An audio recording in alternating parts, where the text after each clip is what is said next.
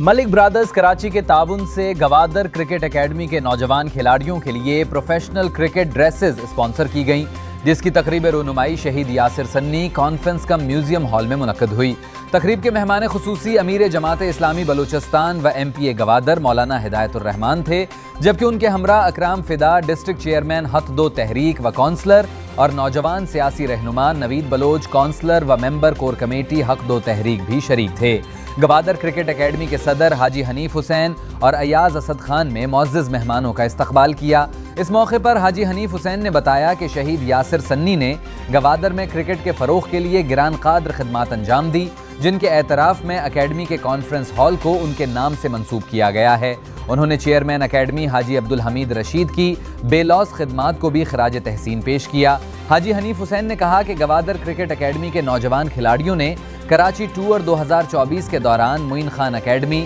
United bank academy اور آغا خان جمخانہ جیسی مضبوط ٹیموں کے خلاف 5 میں سے 2 میچز جیت کر نمایاں کامیابی حاصل کی، جو اکیڈمی کے لیے تاریخی اعزاز ہے۔ خطاب کرتے ہوئے مولانا ہدایت الرحمان نے گوادر کرکٹ اکیڈمی کو گراس روٹ لیول پر کرکٹ کے فروغ کا مثالی ادارہ قرار دیا اور کہا کہ یہ اکیڈمی حاجی عبدالحمید رشید، حاجی حنیف حسین اور ان کے ساتھیوں کی ذاتی کاوشوں اور وسائل سے کامیابی کے ساتھ چل رہی ہے۔ انہوں نے کھلاڑیوں کے لیے 20 جوڑے پروفیشنل کرکٹ شوز دینے کا اعلان بھی کیا۔ مولانا ہدایت الرحمان نے کہا کہ محدود وسائل کے باوجود گوادر کے نوجوانوں کا جذبہ اور محنت قابل فخر ہے، جبکہ پاکستان کرکٹ بورڈ سے فلڈ لائٹس کی منظوری حاصل کرنا علاقے میں کرکٹ کے فروغ کی جانب ایک اہم پیش رفت ہے۔ تقریب میں گوادر کرکٹ اکیڈمی کے کھلاڑیوں کی بڑی تعداد نے شرکت کی، جبکہ مہمان خصوصی نے مہمانوں کی کتاب میں اپنے تاثرات بھی قلم بند کیے۔